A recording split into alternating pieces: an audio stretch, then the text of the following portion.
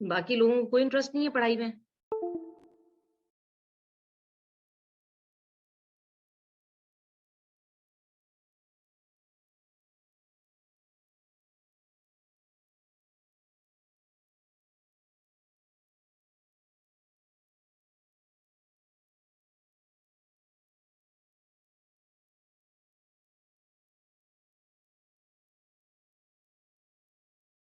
Can you see the screen?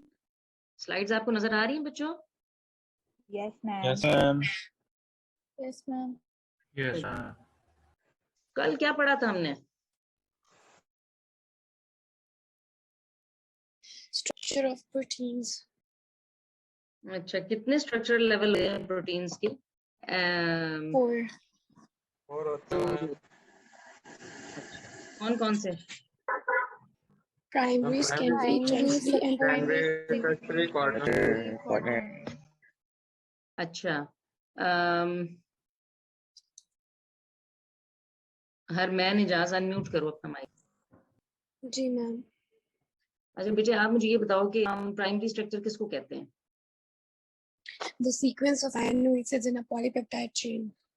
And how this structure is stabilized? By peptide covalent bonds. By peptide bonds, ठीक है। अच्छा ये बताएं कि रोल नंबर 143 आज आप हैं या आज भी नहीं है? रोल नंबर 143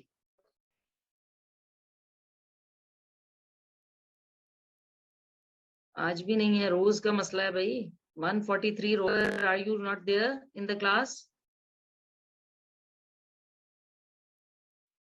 150 रोल नंबर है।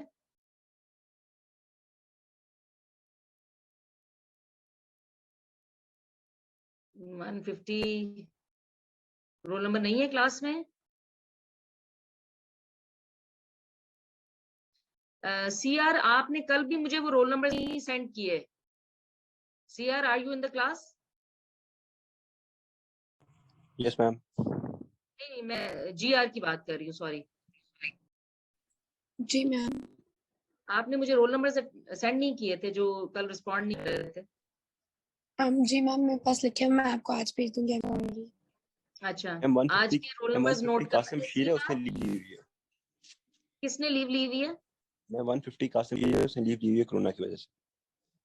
अच्छा चले, सीआर आज ना जरा आप रोल नंबर्स नोट करना शुरू कर दे जो रिस्पॉन्ड नहीं कर रहे, और ये मुझे शेयर करने हैं आपने।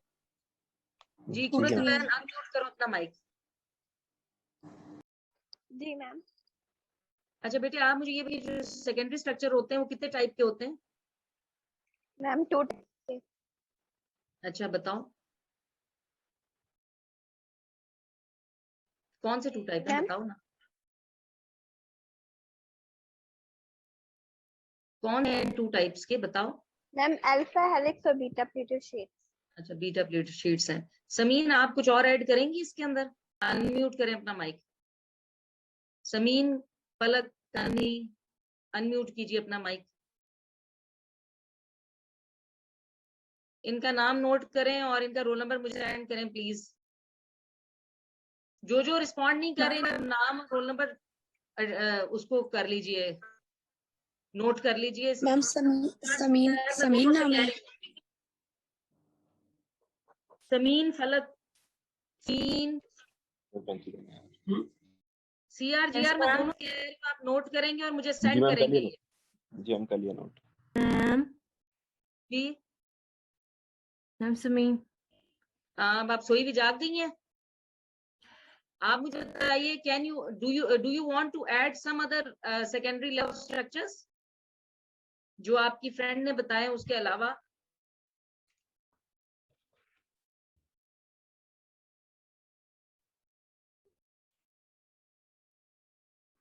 No ma'am. अच्छा जी, चलें नोट कर लीजिए प्लीज। तलहा कामरान, अनम्यूट करो माइक। Yes, ma'am. तलहा, आप मुझे बताएं, do you want to add any other type of secondary structure in addition to the 2 she told? पहले तो ये दो कौन से बताएं? D turns, D plated. Sorry, Deplated alpha helix. Alpha helix और बीटा प्लेट शीट्स उसने बताई थी। इसके अलावा सेकेंडरी लेवल ऑफ स्ट्रक्चर्स होते हैं कोई? Reverse turns हाँ। वाले होते हैं मैम। और क्या होता है? टर्न होते हैं, बेंड्स होते हैं, और क्या होता है? बीटा टर्न्स मैम ज्यादा याद नहीं आ रहा। क्यों, कल क्लास नहीं अटेंड की थी या सो जाते हो ज्वाइन करके? मैम मैं बताऊं? कौन मैं? शहरियार। चलो शहरियार बताओ प्लीज। मैम सेकेंडरी स्ट्रक्चर पहला तो अल्फा हेलिक्स है, दूसरा बीटा प्लेटेड शीट्स होते हैं, तीसरा जो होता है बीटा प्लेट्स होती हैं। उसमें एक्चुअली रिवर्स टर्न्स भी आती हैं और बीटा टर्न्स भी आ रही होती हैं। और ठीक है। चौथे होती हैं non repetitive. Non repetitive secondary structures होते हैं, और जो रेपिटेटिव सेकेंडरी स्ट्रक्चर्स होते हैं उनको क्या कहते हैं हम? जोया, ये मोटिव्स क्या होते हैं? जोया, मोटिव्स क्या होते हैं? जोया अनम्यूट कीजिए। Yes, होते ma'am. हैं ये एक्चुअली Yes, ma'am. का पर्टिकुलर फंक्शन होता है वो जो बेटे मैंने प्रोटीन्स जोया से पूछा है। जोया प्लीज मुझे बताइए what are motives? Zoya please unmute कीजिए अपना mike and tell me Yes, what are ma'am. Motives. जी बताओ। Ma'am, these are geometric patterns.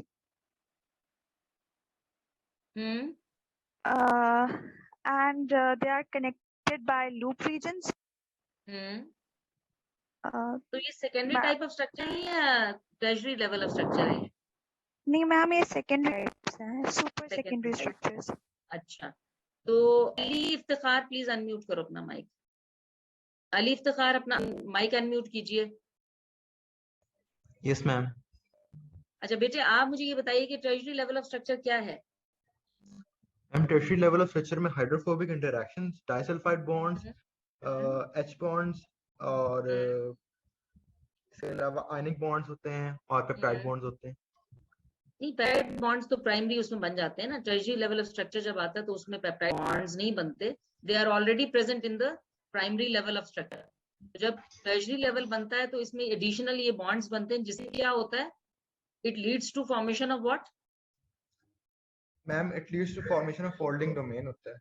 Folding domain हो जाते हैं। और अगर 200 और मोर अमाइनो एसिड्स होंगे तो कितने डोमेन्स मिनिमम बनते हैं? 200 से मोर होंगे तो फिर 2 डोमेन बन जाते हैं। एटलीस्ट मिनिमम 2 बनते हैं और मोर देन 2, ठीक है। और Yes, ये मुझे बताओ अक्सा, आप मुझे बताओ, अनम्यूट करो अपना माइक। अक्सा आबिद अनम्यूट करें अपना माइक। Yes, ma'am. बेटे आप मुझे ये बताइए कि ये डोमेन्स जो हैं, आर दे इंटरकनेक्टेड और आर दे वर्किंग और फंक्शनैलिटी लिंक्ड और they are independent units? They are independent of other domains. ठीक है। हाँ, अरेज अनम्यूट कीजिए अपना माइक। अरेज अपना माइक अनम्यूट कीजिए बेटा। यस मैम, अस्सलाम वालेकुम। वालेकुम अस्सलाम। अच्छा आप मुझे बताइए, what do you understand by the term quaternary level of structure of proteins? Quaternary level of proteins होते हैं जिसके अंदर जो है वो पॉलीपेप्टाइड चेन्स है, वो टू और मोर पॉलीपेप्टाइड चेन्स होती हैं जो कि लाइक आपस में अनरिलेटेड होती हैं। उसके अलावा मिस उसके बीच में like hydrogen bond, yes miss, unrelated होती हैं मिस। उसके अलावा उसके बीच में लाइक आयनिक बॉन्ड्स, हाइड्रोफोबिक इंटरैक्शंस वगैरह भी प्रेजेंट होते हैं। अनरिलेटेड होती हैं, उससे क्या समझ में आता है तुम्हें? What do you understand by this term? ये जो तुम कह रहे हो कि they are unrelated. Miss like unrelated से मुराद है मिस बेसिकली कि आपस में इंडिपेंडेंटली फंक्शन कर सकती हैं। They can work independently. Unrelated कहोगे तो this is थोड़ी सी vague term है, and this doesn't describe the fact which is independently function कर सकती हैं। जी, they can work independently and or they work either independently और या फिर क्या सकती हैं, they have cooperative functioning. They cooperate with one another in their functioning. यानी एक की जो एक्टिविटी होगी वो दूसरे की एक्टिविटी को कोऑपरेट करेगी, हेल्प करेगी, ठीक है। अच्छा, उसके बाद ये मुझे बताएं, अशाल नाम है आपका, अशल नाम है, क्या नाम है? Ashal Rashid, Ashal Rashid, I don't know how to pronounce. Unmute ना माइक, पहले अपना नाम बताओ मुझे। ये है ही नहीं। आशा, ASHAL राशिद।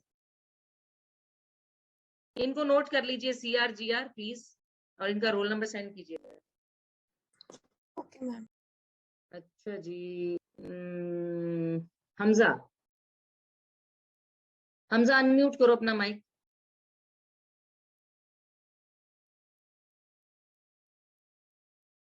हम भी नहीं है। माजबिन बशारत, हमजा है? अच्छा, थोड़ा सा मायोग्लोबिन का स्ट्रक्चर एलैबोरेट कर सकते हो, कैसा होता है? हेमोग्लोबिन नहीं, मायोग्लोबिन। मैम वो टेस्ट की वजह से पढ़ नहीं सका सही से। की वजह से नहीं पढ़ सके? टेस्ट की वजह से, फिजियो के टेस्ट की वजह से। फिजियो के टेस्ट की वजह से? आज आपका भी फिजियो का टेस्ट था? जी मैम, सबका ही था, फर्स्ट ईयर सेकंड ईयर का भी था शायद।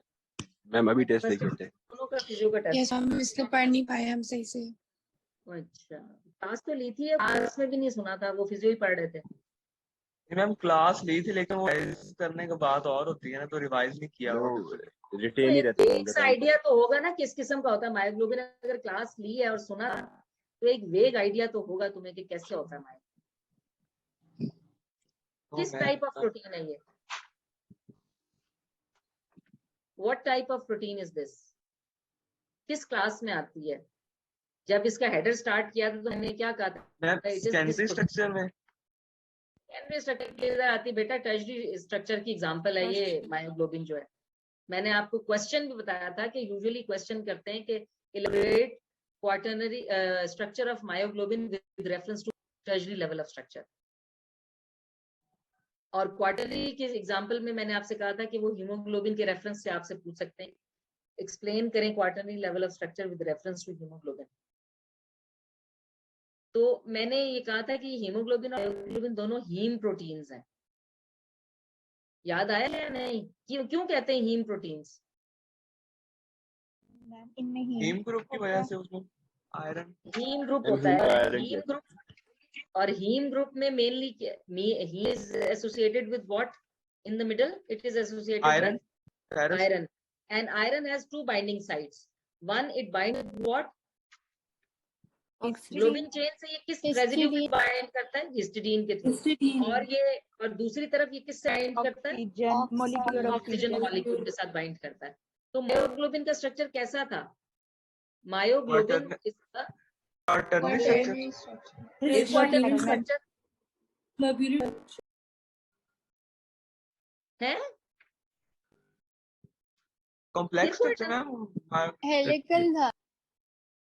नहीं, कॉम्प्लेक्स तो था, टर्शियरी लेवल ऑफ स्ट्रक्चर है ना, लेकिन उसमें ग्लोबिन चेन का स्ट्रक्चर कैसा था? 8 सेगमेंट। ये वाली तस्वीर कल दिखाई थी, याद नहीं है? ये पॉलीपेप्टाइड चेन है ना, one polypeptide chain is there and it is arranged in 8 helices. ये हेलिकल स्ट्रक्चर है, एंड 8 इसके जो सेगमेंट्स में ये अरेंज होती है। It is arrange in such a way that it makes 8 segments. Turn की वजह से A segment, B segment, C, D, E, F, ji, H, तो सेगमेंट्स बनाती है ये। It is one polypeptide chain arranged in such a way making 8 segments. ये कल पढ़ा तो था बेटा, बुक ना भी पढ़े तो कम से कम आपको ये इससे देर लेक्चर में ये चीजें याद नहीं होती, अभी तो कल पढ़ी हैं।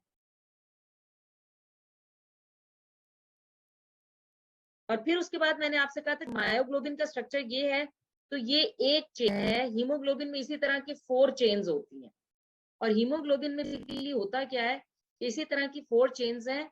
और अगर हम चेन देखें तो टाइप क्या है उनकी, 2 अल्फा चेन्स होती हैं, 2 बीटा चेन्स होती हैं हीमोग्लोबिन के अंदर। Alpha 1, alpha 2, beta 1, beta 2। और ये जो अल्फा 1 और बीटा 1 ये दोनों मिलके एक डायमर बनाती हैं, और बीटा 2 ये दूसरा डायमर बनाती हैं। तो बेसिकली अगर हीमोग्लोबिन का स्ट्रक्चर हो तो हीमोग्लोबिन के स्ट्रक्चर में there are 4 myoglobin chains myoglobin like chains, और उसमें haem, they contain heme in the center with iron. और इस बेसिकली होता ये है कि अगर आप यहाँ पे देखो तो अल्फा 1 चेन है और बीटा 1 चेन है, इसी तरह से अल्फा 2 चेन है और बीटा 2 चेन है। तो यानी अगर हम अदरवाइज देखें तो 2 अल्फा चेन्स हैं और 2 बीटा चेन्स हैं, और अल्फा चेन की कौन सी, अल्फा 1 है और अल्फा 2 है, और बीटा टाइप की चेन्स कौन सी है, बीटा 2 और बीटा 1। तो इसमें बेसिकली होगा क्या कि जो अल्फा 1 और बीटा 1 है ये दोनों एक डायमर बनाती है, यानी इनके दरमियान में आपस में भी इंटरेक्शंस होती है, तो ये एक डायमर बनाती है। इसी तरीके से अगर हम अल्फा 2 और बीटा 2 को देखें तो ये आपस में इंटरेक्ट करके दूसरा डायमर बना देती है। दिस इज वन डायमीन 2, तो it is one dimer and it is second dimer. तो ये दोनों आपस में यानी एक डायमर के अंदर इंटरेक्शंस हैं, और फिर उसके बाद ये जो दो डायमर्स बनते हैं ना, वन डायमर और टू डायमर, डायमर 1 डायमर 2, ये आपस में फिर इंटरेक्ट करते हैं, और ये बेसिकली वीक इंटरेक्शंस के थ्रू करते हैं इंटरेक्ट।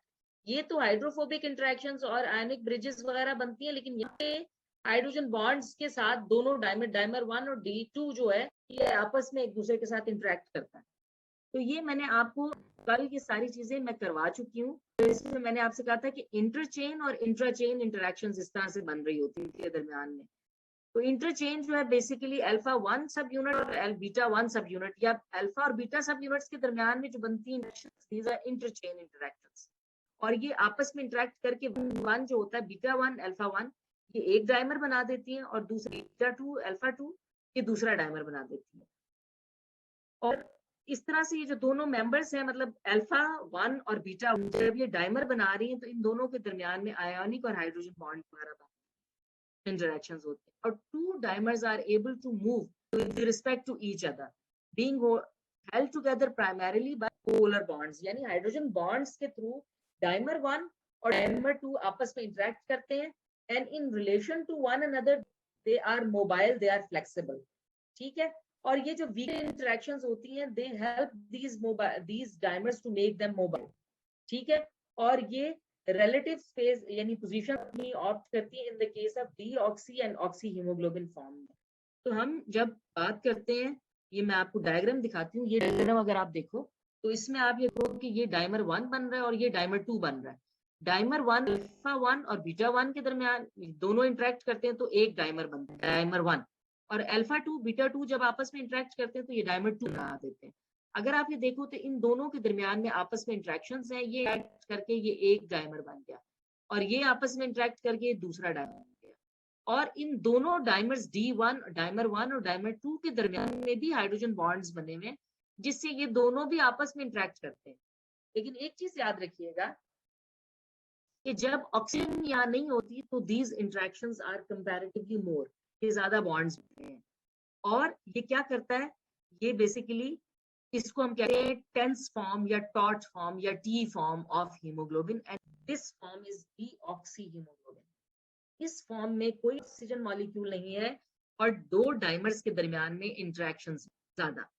जैसे ही क्या होता है कि ऑक्सीजन आके अटैच करती है तो ऑक्सीजन आके आयरन के साथ बाइंड करेगी, और ये आयरन मॉलिक्यूल को अलाइन करेगा हीम मॉलिक्यूल में और इस ग्लोबिन चेन के दरमियान में, और ये इस तरह से उसको अरेंज कर देगा कि ये जो इंटरेक्शंस हैं they will become weaker and the haemoglobin will become in relaxed form. यानी फर्स्ट ऑक्सीजन मॉलिक्यूल आके लगता है तो कुछ इंटरेक्शंस क्लीव करके ये जब करेगा तो ये इंटरेक्शंस को इंटरचेन इंट्राचेन इंटरेक्शंस को ब्रेक करेगा, और ये खुद आके उस जगह पे आके लगेगा और ये आयरन मॉलिक्यूल को अलाइन कर देगा। ये इस तरह से अलाइन करेगा कि जो आपस की इंटरेक्शंस दोनों डायमर्स के दरमियान में they become weaker, they become less. जैसे ही एक मॉलिक्यूल आके लगा तो इसने कुछ इंटरेक्शंस को किया और इसने रिलैक्स कर दिया मॉलिक्यूल को। Now this molecule is more prone to accept oxygen molecule. Initially आप देखो ना इनकी इंटरेक्शंस स्ट्रॉन्ग हैं, they are closely and they are compact structures. जैसे ही आके ऑक्सीजन लगा कुछ इंटरेक्शंस ब्रेक करेंगी, the structure will become relaxed. Now it will allow other oxygen molecule to bind the this globin chain more easily. Further interactions break करेंगे, it becomes more relaxed. Iron molecule becomes more aligned with the arrangement of the globin chain. और इस तरह से ये क्या होता है कि एक की बाइंडिंग दूसरे की बाइंडिंग को कोऑपरेट कर रही है। तो अफिनिटी ऑफ फर्स्ट मॉलिक्यूल अगर 1 टाइम्स है ना ऑक्सीजन के लिए, तो affinity of the last haemoglobin molecule जो ग्लोबिन चेन होती है in the haemoglobin, it has 300 times more affinity for oxygen. Why? Because the interchain interactions of the interdimer interactions become weaker and weaker, and they allow more oxygen to bind the heme molecule easily. ये बात समझ में आ रही है आपको? Ma'am repeat कर दें। मैं रिपीट कर दूं, रोजे से तुम लोग दिमाग खोल के ना बैठो हैं। ये देखो, जब ऑक्सीजन नहीं यहाँ पे आके लगी, असल में ना तुम लोग ध्यान कहीं और है और बस अटेंडेंस यहाँ पे फिजिकल प्रेजेंट होते हो आप लोग, you are not mentally present. अगर मेंटली प्रेजेंट हो ना, तो जिस तरह से मैं पढ़ा रही होती हूँ तुम अगले दिन बहुत अच्छे तरीके से जवाब दे सकते हो। और अफसोस की बात है कि जी मायोग्लोबिन को क्वार्टर लेवल ऑफ स्ट्रक्चर बता रहे हैं बार बार, डिस्पाइट करेक्टिंग यू, फिर दोबारा बताते हो this is quaternary level of structure, बताते हो this is quaternary level of structure. और पहले एक्सप्लेन करते हैं कि क्वार्टरनरी लेवल ऑफ स्ट्रक्चर में 2 और मोर देन 2 पॉलीपेप्टाइड चेन्स होंगी। तो मायोग्लोबिन में तो चेन ही एक है, तो वो कैसे क्वार्टरनरी लेवल ऑफ स्ट्रक्चर हो सकता है? हीमोग्लोबिन में कितनी चेन्स हैं? 4। अरे मैम 4 ये क्वार्टरनरी लेवल ऑफ स्ट्रक्चर है क्योंकि इसमें 4 चेन्स इंटरेक्ट कर रही हैं। डायमंड कैसे बनता है? अल्फा 1 अल्फा 1 एंड बीटा 1 के दरमियान में कौन सी इंटरेक्शंस होती हैं? इंटरचेन एक आयोनिक इंटरेक्शंस होती हैं और हाइड्रोजन बॉन्ड बनते हैं, और हाइड्रोजन ये क्या bonds। करते हैं? ये इंटरचेन है आपके, ये इंटरचेन इंटरेक्शंस बनी, डायमर 1 बना। और डायमर 2 किस तरह बनेगा? अल्फा 2 और बीटा 2 अल्फा 2 और बीटा 2 के दरमियान में तो इंटरचेन, ये डाइमर्स के दरमियान में जो इंटरेक्शंस बन रही हैं, these are comparatively stronger interactions and these are hydrophobic interactions. ठीक है, लेकिन जो डाइमर्स के दरमियान में बन रही है, डायमर 1 और डायमर 2 के दरमियान में, वो कैसी इंटरेक्शंस बन रही हैं? वो कौन से बॉन्ड्स हैं? हाइड्रोजन नहीं, हाइड्रोफोबिक बेटा hydrogen interaction bond dimer hydrogen polar bonds These are weak reactions और mainly hydrogen bonds होता है। In addition to that, ionic interactions होंगी, weak ionic interactions। Hydrogen bond किसके दरमियान में बनेंगे? Between dimer pairs. between 2 dimer 1 and dimer 2 and dimer 2. Dimer 2। और कौन से रेजिड्यूज होने चाहिए हाइड्रोजन बॉन्ड्स बनाने के लिए? इंटरचेन, कार्बोक्सिल ग्रुप और amino group polar polar R groups होने Polar चाहिए, groups। Mainly polar R groups होने चाहिए। पोलर तो वो हाइड्रोजन बॉन्ड्स बनाएंगे। और वीक आयनिक इंटरेक्शंस कौन बनाएगा? आयनिक इंटरेक्शन कौन से रेजिड्यूज के दरमियान में मेनली बनती है? acidic and basic एसिडिक और बेसिक के दरमियान में बनती है। शाबाश। और यहाँ पे जो हाइड्रोफोबिक, आप ये देख, डायमर के अंदर जो बन रही है वो हाइड्रोफोबिक इंटरेक्शंस है। क्यों भला? क्यों? क्योंकि उसके कोर में non polar amino acids non polar amino acids मिलनी होंगे, जिसकी वजह से हाइड्रोफोबिक इंटरेक्शंस बनेगी। अच्छा, अब अगर आप यहाँ पे ये देखो, तो ये जो इंटरेक्शंस बन रही हैं, इसकी वजह से क्या हो रहा है? एक टेंस कॉम्पैक्ट स्ट्रक्चर बन रहा है, क्योंकि ये डाइमर्स आपस में भी इंटरेक्ट कर रहे हैं और जो डाइमर के अंदर जो कंपोनेंट या पॉलीपेप्टाइड चेन्स हैं वो भी इंटरेक्ट कर रहे हैं और एक कॉम्पैक्ट स्ट्रक्चर बन रहा है। इस फॉर्म में it is tense form, it is oxy haemoglobin, यानी अब ऑक्सीजन इस पे बाइंड नहीं हुआ। It is the interactions are comparatively more, जो लिंक्स बने हुए हैं they are more, bonds are more. अगर आप ये देखो कि उन आर ग्रुप्स पे या उस मायोग्लोबिन की ये जो चेन है हीमोग्लोबिन वाली, एक पॉलीपेप्टाइड चेन है, इस पे आके कोई ऐसा मॉलिक्यूल अटैच करे कि ये इंटरचेन जो डाइमर इंटरेक्शंस हैं इनको ब्रेक कर दे, फिर क्या होगा? फिर क्या होना चाहिए? ये रिलैक्स स्टेट में ये रिलैक्स फॉर्म में आ जाएगा। क्यों भला रिलैक्स फॉर्म में क्यों आया? जैसे ही एक ऑक्सीजन मॉलिक्यूल आके लगेगा तो वो कहाँ अटैच होता है? Haemoglobin Heme. की Iron. Haem Iron. Haem molecule पे जो आयरन अटैच्ड है उसके साथ आके Iron. लगता है। अब अगर सपोज और जैसे ही लगता है ना, तो ये उसकी जो स्ट्रक्चरल ओरिएंटेशन होती है ना, यानी जो उस पॉलीपेप्टाइड चेन में जो आयरन है उसको ये अलाइन कर देता है, यानी उसको ये थोड़ा सा ओरिएंटेट करता है, इसकी लोकेशन चेंज करता है।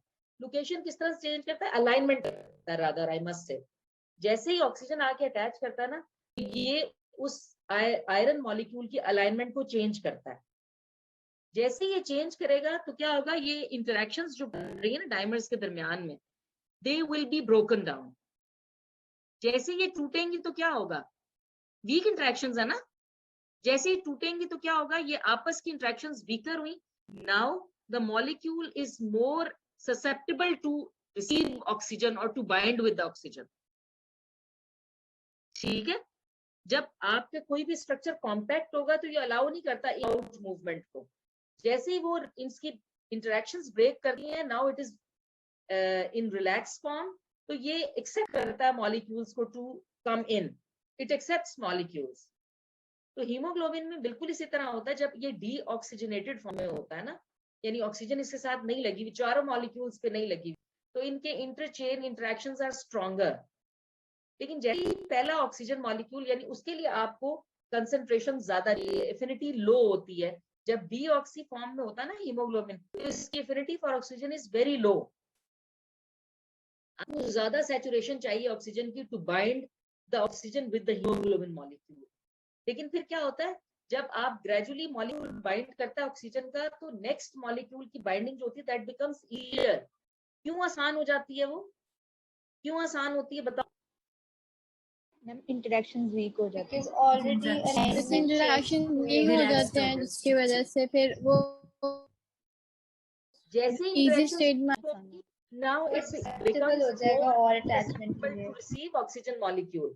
जब नेक्स्ट मॉलिक्यूल आके अटैच करेगा, फर्दर इंटरेक्शंस टूटेंगी, फर्दर वीक होंगी। फिर क्या होगा, नेक्स्ट वाला molecule will be able to bind more easily. तो इसमें क्या हुआ कि पहले मॉलिक्यूल ने जब ऑक्सीजन को एक्सेप्ट किया, ऑल्दो उसको ज्यादा मेहनत करनी पड़ी, उसको ज्यादा सैचुरेशन चाहिए थी, लेकिन उसने दूसरे मॉलिक्यूल के लिए आसान कर दिया बाइंड विद ऑक्सीजन। तो इसने कोऑपरेट किया उसकी फंक्शनैलिटी की, फंक्शनिंग को, उसकी वर्किंग को किया ना कोऑपरेट, उसने उसको हेल्प किया ना, क्योंकि उसने इंटरेक्शन की है। Now it is more easy for oxygen to bind with the next molecule of haemoglobin, to the next polypeptide chain of hemoglobin। और अगर हम कंपेयर करें इसकी बाइंडिंग को, तो फर्स्ट वाले की अगर हम कहें जी, फर्स्ट वाला 1 टाइम्स बाइंड कर सकता है ना, कैपेबल है ऑक्सीजन को बाइंड करने का। फोर्थ वाले जो चेन होती है, ग्लोबिन चेन होती है ना, जब 3 पे अटैच्ड हो ऑक्सीजन, तो फोर्थ वाले की जो ससेप्टेबिलिटी है या इसकी जो अफिनिटी फॉर ऑक्सीजन है, that is 300 times when compared with the first globin chain. ये बात अब समझ में आ गई है या नहीं आई अभी भी?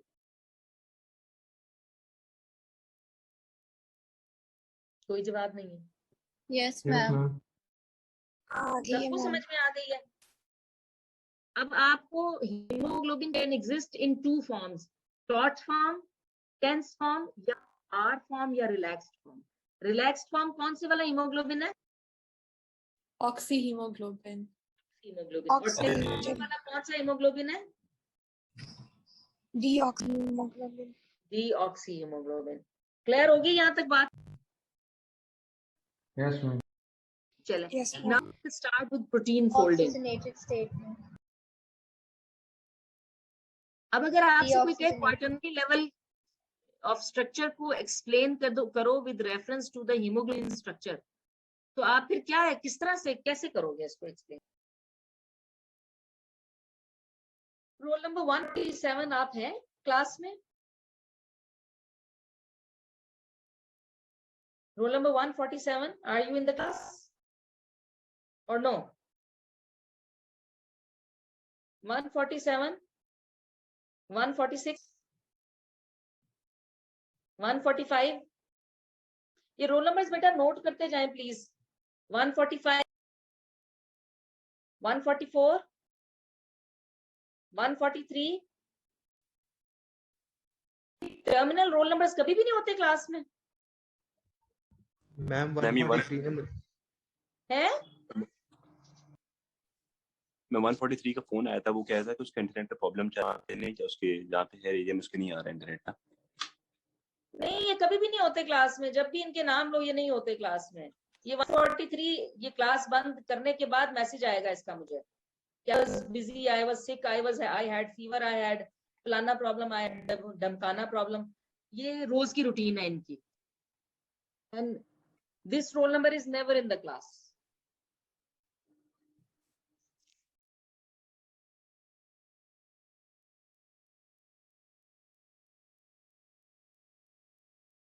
और जब आप मुझे अपने मैसेजेस किया करें तो अपने रोल नंबर्स मेंशन किया करें। आपके अननोन नंबर से मुझे नहीं पता चलता। अब आप ये देखें ना, ये 143 is always sending me messages.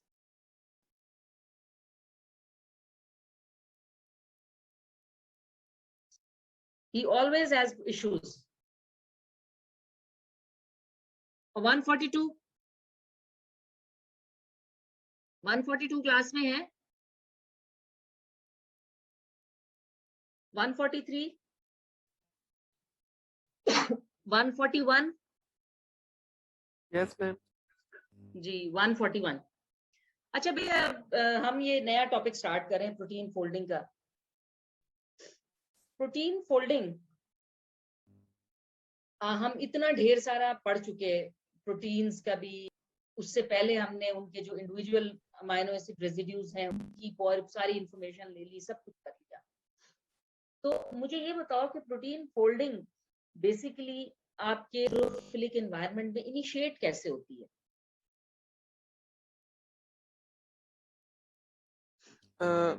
जो हाइड्रो मतलब जो प्रोटीन्स जो होंगे जो वाटर को रिपेल करेंगे वो इनसाइड मूव कर लेंगे, और जो वाटर लविंग होंगे मतलब जो हाइड्रोफिलिक होंगे वो बाहर आ जाएंगे, और हाइड्रोफोबिक जो है वो अंदर चले जाएंगे, अंदर फोल्ड चले होके। जाएंगे। ये मतलब हुआ कि जो प्रोटीन फोल्डिंग है इसको अगर कोई चीज इनिशिएट करती है तो that is the hydrophobic amino acid residues in the polypeptide chain. ऐसा ही है ना? क्योंकि यस मैम, सबसे पहले किसी भी चीज प्रोटीन को जब फोल्ड होना है तो फोल्डिंग होने के लिए they have to come closer. ठीक है, जब वो क्लोज होंगे when they will come close to each other तो फिर फर्दर इंटरेक्शंस डेवलप होंगी। अदरवाइज पॉलीपेप्टाइड चेन में तो वैसे भी वो ट्रांस अरेंजमेंट के अंदर है, R groups, they are far apart. Steric arrangement या स्टेरिक इफेक्ट ये होता है कि this is due to the distance और the spatial arrangement of that proper amino of that R group. तो जब हम उनको एक साइड पे रखेंगे तो वो क्या होगा, they are closer to each other, they can interfere with the process of folding or they can interfere with the process of protein structure. So उसको trans arrangement में रखते हैं so that the steric interference is not there, यानी वो spatial arrangement की वजह से या closeness की वजह से वो कहीं एक दूसरे को repel या attract ना करें। तो initial phase में you need to have a specific length of polypeptide chain। अगर वो साथ साथ ही फोल्ड होती गई तो आपके ख्याल में वो, फॉर एग्जांपल देखो एक पूरी पॉलीपेप्टाइड चेन है, उसके अंदर for example 500 amino acid residues है, और अगर प्रोटीन फोल्डिंग साथ साथ ही स्टार्ट हो जाए ये प्रोसेस तो फिर उसका क्या नुकसान होगा? What do you think? Role number 139 unmute करो अपना माइक। 139 अपना ये बेटे CR GR दोनों रोल नंबर्स नोट कीजिए और you have to share this roll numbers with me by the end of this class. जी मैम। रोल नंबर 139 अपना माइक अनम्यूट करो।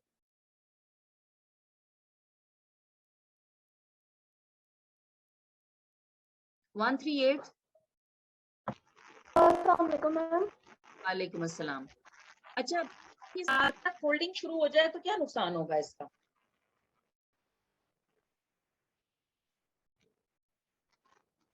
Can you rephrase the question, please? मैं question दोबारा refresh कर रही हूँ कि प्रोटीन जब सिंथेसाइज होती है तो वो साथ साथ फोल्डिंग उसकी नहीं होती। क्यों नहीं होती, अगर होगी तो क्या नुकसान होगा उसका?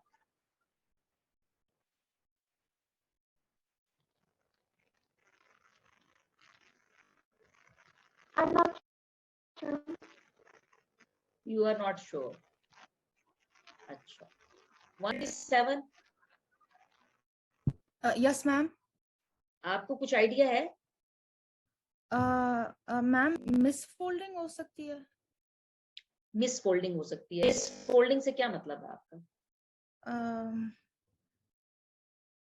इट्स लाइक डिजीजेस उसके अंदर आ जाएंगे। और आप थोड़ा सा ऐसे हवा में तीर चला रहे हो, मुझे एग्जैक्ट चाहिए। चले बहरहाल, चले आपने कुछ तो जवाब दिया है। Roll number 1 yes ma'am. आप 136 थी या 136 is the other roll number? Yes ma'am. आप दूसरी हैं? हाँ मैम, मेरा रोल नंबर 136 है। अच्छा, 135? नहीं, आपने मैम बोला है मेरा। No ma'am, I was 137। अच्छा, बस मैं यही पूछ रही थी, 136 इज द रोल नंबर। अच्छा, आपको कोई आइडिया है बेटा इसका? Ma'am yes ma'am, 135 रिगार्डेशन Aaris. हाँ, 135 बताओ बेटा। आरिस बताओ, आपको do you have any idea? Miss basically वो वही मिस डिजीजेस हो जाती हैं बीटा प्लीटेड के अंदर। मिस कई दफा फॉर एग्जांपल लाइक फाइब्रस के अंदर कई दफा कुछ इशू है, उससे अमाइलॉइड डिजीजेस हो सकती हैं। एमिलॉइडोसिस या प्रायॉन्स डिजीज है ना, these are diseases of misfolding. लेकिन ये पूरी की पूरी प्रोटीन है जिसमें मिसफोल्डिंग हो जाती है बाद में, due to aging, due to some mutation in the polypeptide chain sequence, there is misfolding. लेकिन पूरी एक length of segment of protein is required before it gets folded. What is the reason for this? मैं तो ये पूछ रही हूँ, बहुत सिंपल सी बात है।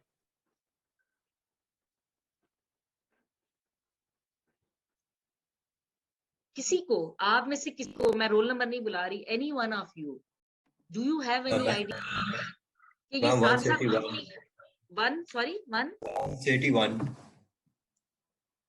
हाँ जी बताओ। 31 मैम।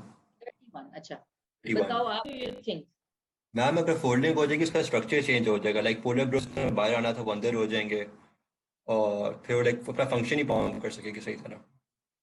तो हमें एक, क्योंकि बहुत ऐसा होता है कि जब एडजेसेंट, फॉर एग्जांपल मैं आपको एग्जांपल देती हूँ कि 16 residues are adjacent to each other, तो वो अगर हम इमीडिएटली उसको फोल्डिंग साइमल्टेनियसली अलाउ कर दें तो वो तो फिर साथ साथ ही इंटरेक्शंस डेवलप करना शुरू कर देंगे and you will get truncated, मतलब नॉन फंक्शनल प्रोटीन आपको मिलेगी। यस, ऐसा होता है कि फाइनल कॉन्फ़िगरेशन में जो फॉर एग्जांपल फर्स्ट प्रोटीन है, this may interact with the 80th protein.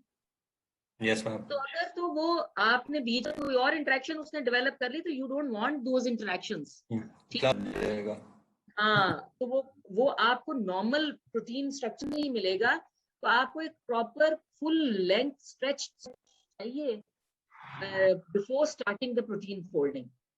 Okay ma'am.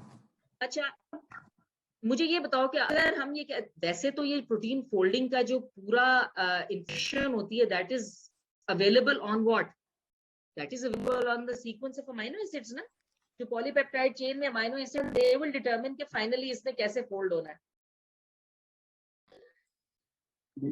ऐसा ही है ना? Yes ma'am. कितने अमाइनो एसिड्स हैं, कौन सी टाइप ऑफ अमाइनो एसिड्स हैं, दैट विल डिटरमिन कि एक प्रोटीन ने किस तरह से फाइनली फोल्ड होना है और किस तरह से इसने स्ट्रक्चरली अपीयर होना है।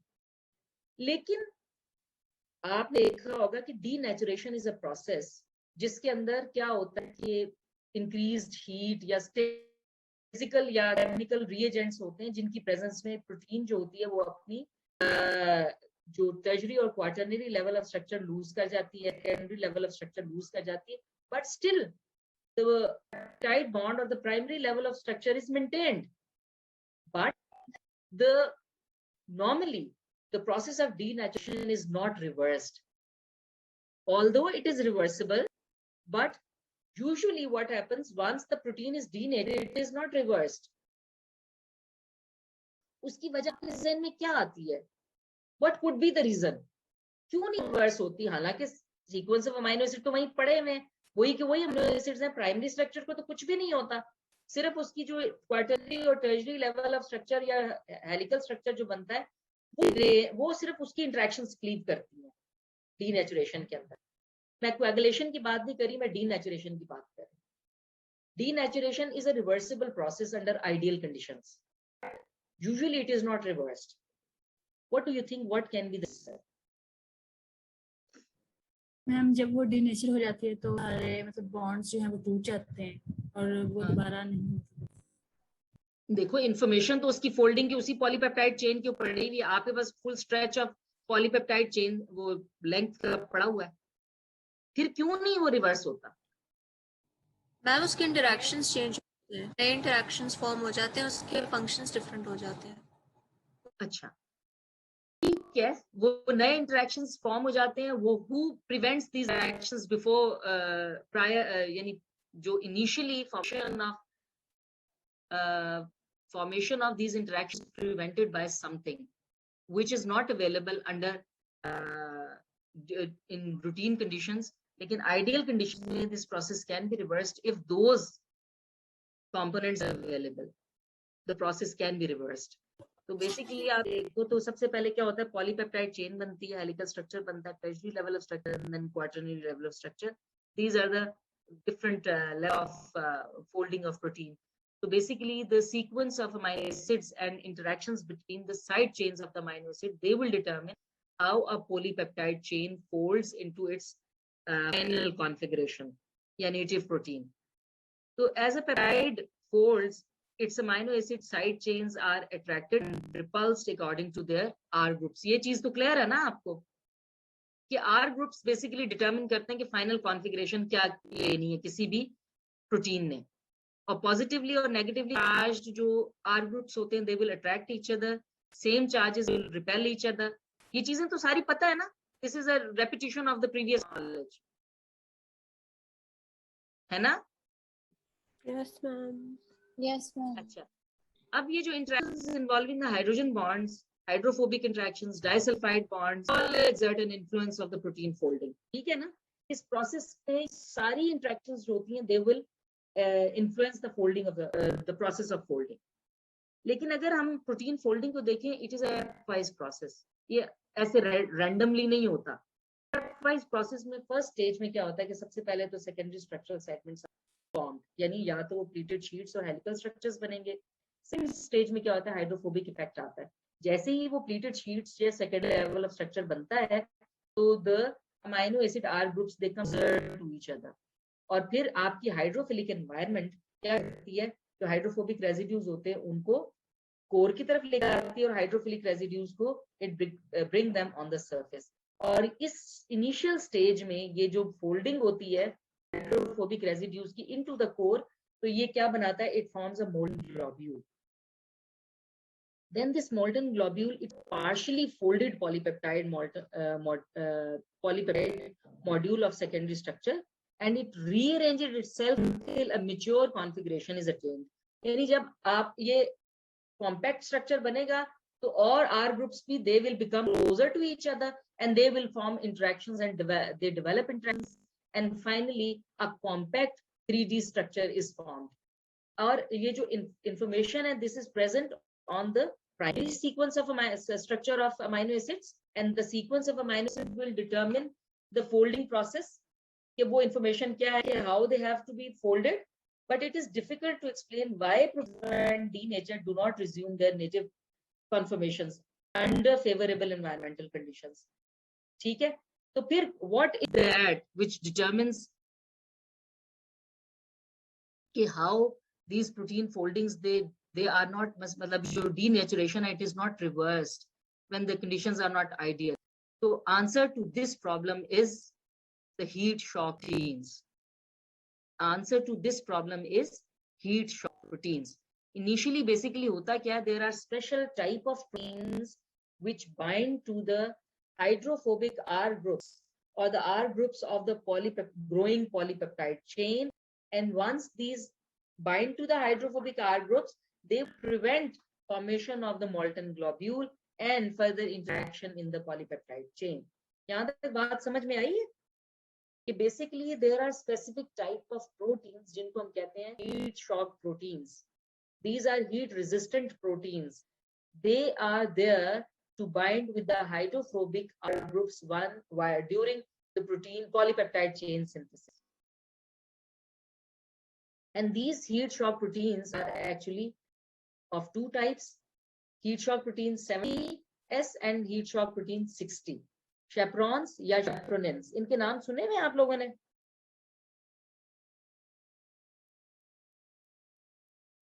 सो गए सारे? No, ma'am. आपने हीट शॉक प्रोटीन्स के नाम नहीं सुने हुए? नहीं मैम सुने हुए। Chaperons का Chaperones are heat shock proteins. Chaperones are heat shock proteins. It is a specialized group of proteins and they are required for the proper folding of many species of proteins. ठीक है? इनको हम heat shock proteins इसलिए कहते हैं, they are heat resistant. और ये दो तरह की होती हैं, 70 and 60.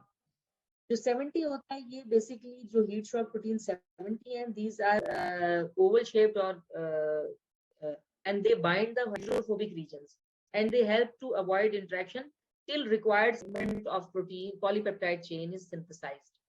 और जो heat shock protein 60 होते हैं, these are chaperonins and they are cage like macromolecular structures. They are composed of two staked rings. वो ring like structure barrel shaped होते हैं ये, और ये क्या करते हैं, जो proteins होती हैं during their synthesis they enter into these barrels and they prevent folding, misfolding of the protein. ठीक है? और वहां पे ATP डिपेंडेंट होते हैं. अगर आप ये देखो तो बेसिकली है कि अगर ये हीट शॉक प्रोटीन्स जो 70 हैं, जो हम chaperones भी कहते हैं, they are not there, तो ये क्या होगा, जो पॉलीपेप्टाइड चेन होंगी they will interact with each other and they will be misfolded. लेकिन ये उन्हें R ग्रुप्स के साथ बाइंड करती हैं and they prevent their folding before the required length of segment of protein is polypeptide chain synthesized. यहाँ पे आप ये देख लो, या तो ये बाइंड करेंगी और जब ये इससे ये डिसोसिएट करती हैं तो प्रोटीन इज फाइनली फोल्डेड, जब आपको full length of protein segment is synthesized. And these are chaperonins, heat shock protein 60, which are barrel shaped. और बेसिकली ये जो प्रोटीन होती है which is polypeptide chain, it enters into this barrel and in the presence of ATP a proper folded protein is comes out of the barrel and it helps in the folding of the protein. ठीक है? So basically chaperones and chaperonins are the heat shock proteins which are required for the proper folding of the protein. और जब एक fully synthesized protein हो जाती है तो proteins are not available. तो वो जब आप उसको इंटरेक्शंस या सेकेंडरी टर्शरी लेवल को या क्वार्टरनरी लेवल को जब डिसरप्ट करते हो, डीनेचर करते हो, तो ऑल्दो पॉलीपेप्टाइड चेन की फुल लेंथ है आपके पास, चूंकि हीट शॉक प्रोटीन्स नहीं है तो they will not help to their proper folding.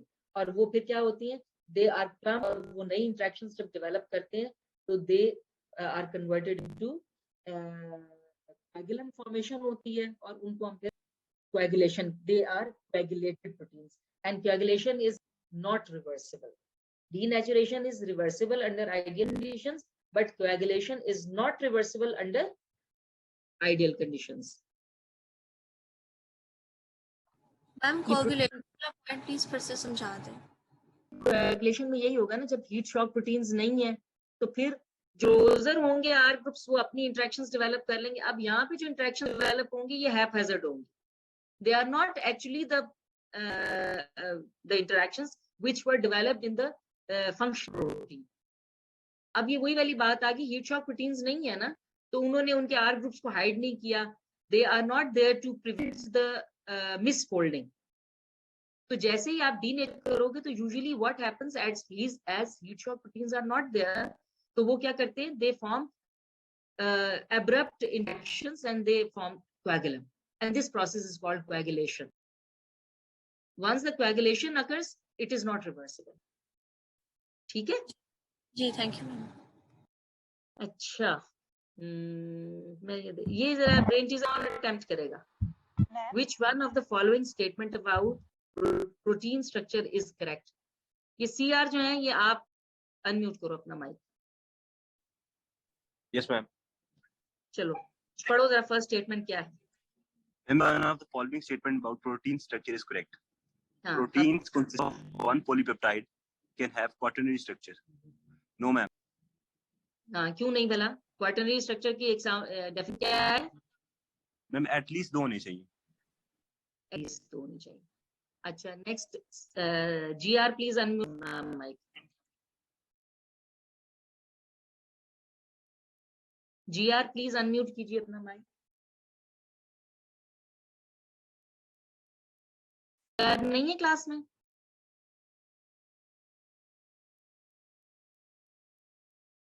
अच्छा, रूल 1 अपना माइक अनम्यूट कीजिए. बेटे ये स्टेटमेंट पढ़ो, ठीक है? The formation of a miss पढ़ूं पूरा? हाँ हाँ पढ़ो. The formation of a disulfide bond in a protein requires that the two participating cysteine residues be adjacent to each other in the primary sequence of the protein. बता, ठीक है या गलत? ठीक है मिस. ठीक है, हमेशा वो एडजेसेंट होंगे तो डाइसल्फाइड बॉन्ड बनाएंगे, वरना नहीं बनाएंगे. मिस रॉन्ग है. तो फिर गलत हुआ ना. Yes wrong. सिर्फ roll number 5. Roll number 5 unmute करो. रोल नंबर 5 माइक अनम्यूट कीजिए प्लीज. मैम हमारा इंटरनेट इशू है. मैम हरमैनी रोल नंबर 5 है मैम. उसका इंटरनेट का इशू हो रहा है. अच्छा चलो, रोल नंबर 6. Yes ma'am. चलो बताओ ये क्या है, ठीक है? एक सेकंड.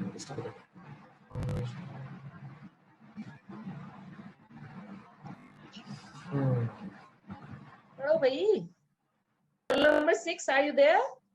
यस मैम, एक सेकंड. एडिट करना. मैम आपने रोल नंबर 5 लिया जीआर मेरे इंटरनेट बंद हो गया था. requires that the two participants and sustained residues be adjacent to each other in the primary नहीं, sequence. मैं सी स्टेटमेंट की बात कर रही हूँ. Stability of quaternary structure in proteins is mainly a result of covalent bonds among the subunits. बताओ. Yes ma'am, मेरा सही है. नहीं, तुम्हारा ख्याल गलत है. मैं जूते मारूंगी अगर मेरे सामने हो. अभी क्वाटरनरी लेवल ऑफ स्ट्रक्चर पढ़ा है?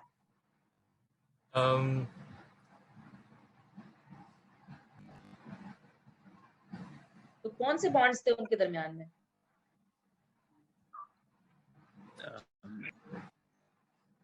यही तो बात है ना.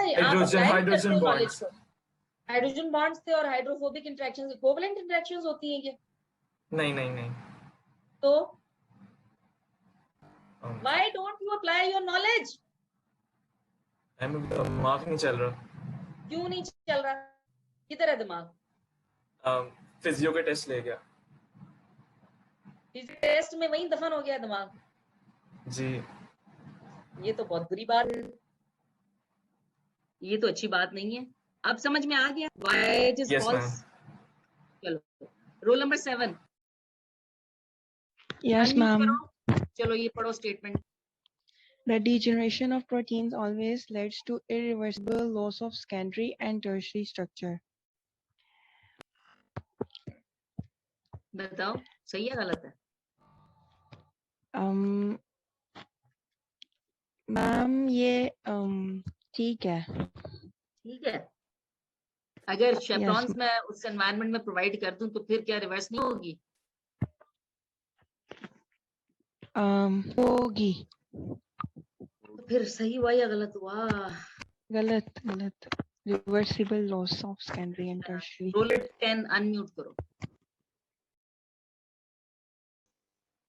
Yes, ma'am. पढ़ो इसको. The information required for the correct folding of protein is contained in a specific sequence of amino acid along the polypeptide chain. क्या कहता है ये भी हो सकता है मैं सारी की सारी गलत ऑप्शंस दूं तुम लोगों को. मैं चेक करना है ना तुम लोगों को. अभी ये कोई इम्तिहान का सवाल नहीं कर आ रही. What do you think? Is it correct or wrong? सही है मैम. सही है. Folding of करेक्ट है. क्यों करेक्ट है? folding correct? दोबारा है फोल्डिंग ऑफ प्रोटीन के बारे में बता रहे हैं। यानी उसका जो प्रोटीन का जो उसका सारा जो सीक्वेंस है कि किस तरह फोल्ड होना या नहीं होना, वो सारी इंफॉर्मेशन उसके अमाइनो एसिड सीक्वेंस के ऊपर ही होती है ना। स्पेसिफिक जो सीक्वेंस Yes, ma'am. वही डिटरमिन करता है कि इसलिए कैसे प्रोटीन फोल्ड होना है। तो ये ठीक हुई ना स्टेटमेंट? यस। अच्छा, रोल नंबर 12 अनम्यूट करो अपना mic.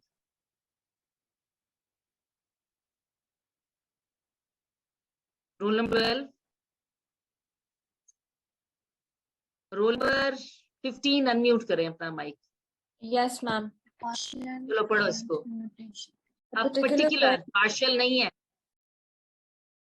A particular point mutation results in destruction of the alpha helical structure in a segment of the mutant protein. The most likely change in the primary structure of the mutant protein is C, पहला ma'am. बताओ सी। क्यों? Because जो proline होता है वो helix को खराब कर देता है, और जो मेथियोनिन होता है उसका जो हाइड्रोजन वाला होता है वो ज्यादा फ्लेक्सिबली कर देता है, सो डिस्टर्ब हो जाता है हीलिक्स। देखो ना, बाकी जितनी म्यूटेशंस यहाँ पे दिखाई गई हैं, glutamate to aspartate, although they are charged residues, लेकिन उसके जो प्राइमरी स्ट्रक्चर यानी जो उसमें जो भी उसकी फाइनल कॉन्फ़िगरेशन थी, मोस्ट प्रोबेबली दोनों के ऊपर चार्ज जो था that is the same. Glutamate aspartate same class same charge से बिलोंग करते हैं ना, इसलिए वो ma'am. चार्ज के फर्क से इतना फर्क कोई नहीं पड़ेगा उस पे, वो जो था उसका इफेक्ट वही रहेगा। इसी तरह से अगर लाइसिन टू आर्जिनिन अगर कहते हो तो इसके डिफरेंस से भी क्यों फर्क नहीं पड़ेगा? Because again वो उसका चार्ज जो है वो सेम सेम है, रहेगा। They belong to same group. Yeah. Valine to alanine, why there is no difference because of this? I don't remember. दोनों हाइड्रोफोबिक। non-polar है ना? No, non-polar. सेम ग्रुप से बिलोंग करते हैं ना। चलो चलें, प्रोटीन डिग्रेडेशन हम नेक्स्ट क्लास में करेंगे, ठीक है? पिछला जो सारा टॉपिक है, you have to come prepared with it. जो आज पढ़ा है ना हमने, मैं पहले सुनूंगी और उसके बाद आगे चलूंगी। और ये कोई एक्सक्यूज नहीं है कि जी मेरा फलाना टेस्ट था ढमकाना टेस्ट था। यू कैन रिवाइज इसको, सिर्फ खाना खाते हुए एक नजर पढ़ लो तो आपको सारी चीज रिवाइज हो जाती है। इसका फायदा होगा बच्चों आपको, जो आप साथ साथ करेंगे। बजाय कि ब्लैंक बिल्कुल होके आओगे तो आप ना अपने कॉन्सेप्ट्स को अप्लाई नहीं करोगे, कैसे सीखोगे?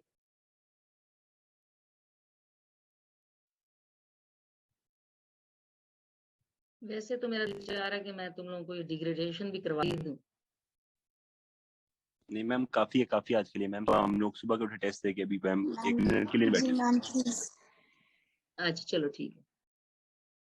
Thank you ma'am. आप लोग पढ़ चुके हो ना? जी मैम। प्लाज्मा प्रोटीन्स फिजियोलॉजी में पढ़ ली है ना आपने? Yes ma'am. सारे डिटेल में पढ़े हैं? नो मैम, नीचे से उनकी वैल्यू ऊपर ऊपर से पढ़े हैं? Yes ma'am. चले ठीक है ठीक है, हम डिटेल इसमें पढ़ेंगे इंशाल्लाह। हाँ वो तो पढ़ेंगे, वो तो इंटरेक्टिव सेशन होगा प्लाज्मा प्रोटीन्स का, क्योंकि तुम लोग पढ़ चुके हो ना। तो ये हम इंटरेक्टिव सेशन। मैम इतनी डिटेल में नहीं पढ़ा मैम, सिर्फ नाम और उनकी वैल्यूज पढ़ी मैम, कुछ ज्यादा नहीं पढ़ा उसमें।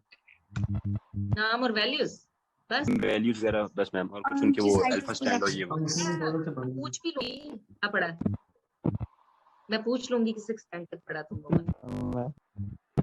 जी मैं मुदस्सर ने पढ़ाया ना?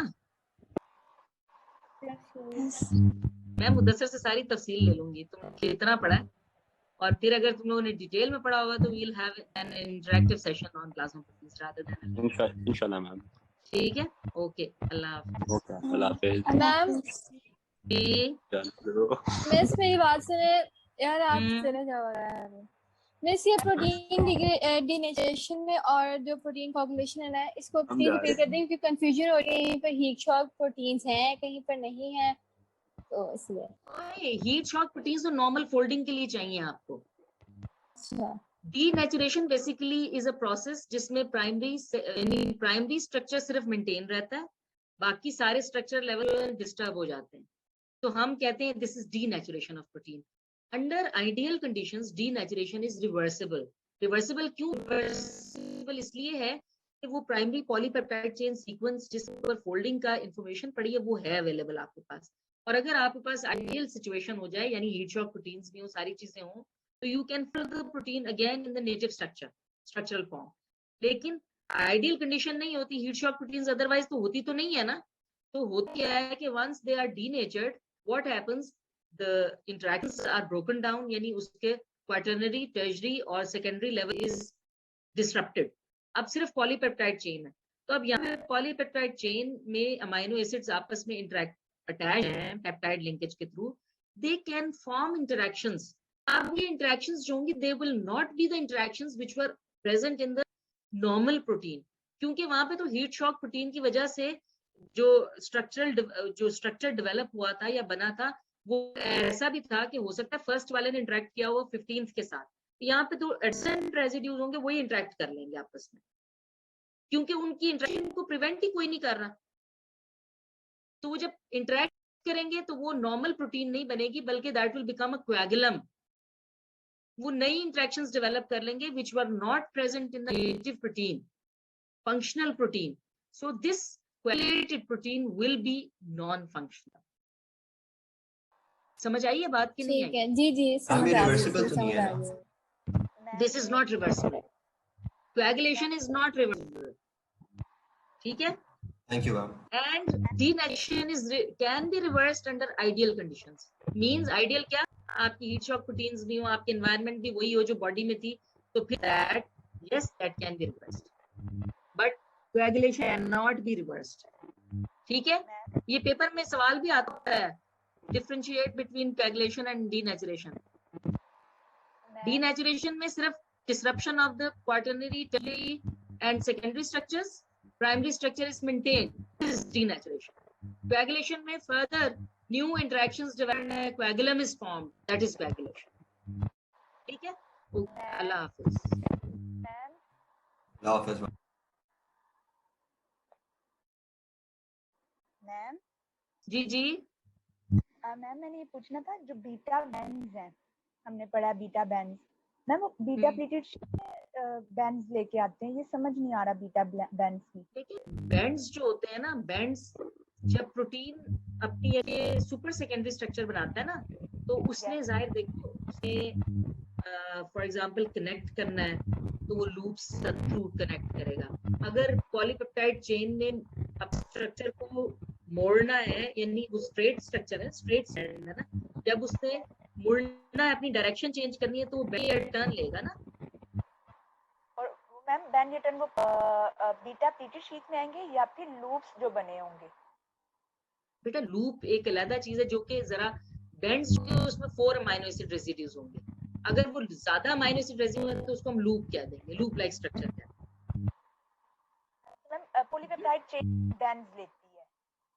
पॉलीपेप्टाइड चेन में बेंड्स बनते हैं जब ये अपनी मोटिफ की अरेंजमेंट में आ रही होती है, ठीक है, या फिर यस बीटा प्लेटेड शीट्स बन रही हो तो उसमें भी वो बेंड टर्न्स लेंगे और इंटरेक्ट करेंगे पैरेलल पैरेलल, जो बीटा स्ट्रैंड्स होंगे उनके अंदर भी। तो basically level of structures opt करने के लिए जहाँ भी इसको डायरेक्शन चेंज करनी पड़ती है वहाँ पे बेंड या टर्न्स के लिए, ठीक है।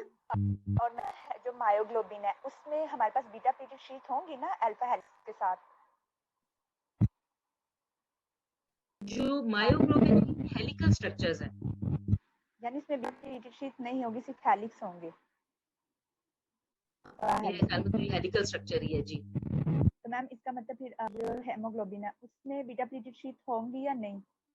बेटे मेरी बात सुनो, देखो ये जो स्ट्रक्चर होता है, यानी ये it is helical, basically it is जो पॉलीपेप्टाइड चेन है वो हेलिकल स्ट्रक्चर है। मैं इसको एक दफा डिटेल में चेक कर लूं, मेरे ख्याल में तो नहीं है इस तरह से, लेकिन वो पॉलीपेप्टाइड चेन खुद जो है वो 8 सेगमेंट्स में अरेंज होती है, और वो टर्न मतलब एक सेगमेंट हम उसको कह देते हैं, ए सेगमेंट है, बी है, सी है, डी, 8 सेगमेंट्स में अरेंज करके वो फोल्डेड फॉर्म में यानी वो फोल्ड बनने के लिए या ग्लोबुलर फॉर्म में कन्वर्ट होने के लिए जो फोल्ड लेती है, तो वो बेसिकली वही पॉलीपेप्टाइड चेन अपने आप को 8 सेगमेंट्स में डिवाइड कर देते हैं हम उसको स्ट्रक्चरल अंडरस्टैंडिंग के लिए। ठीक है, यस, ओके, चलो, थैंक यू।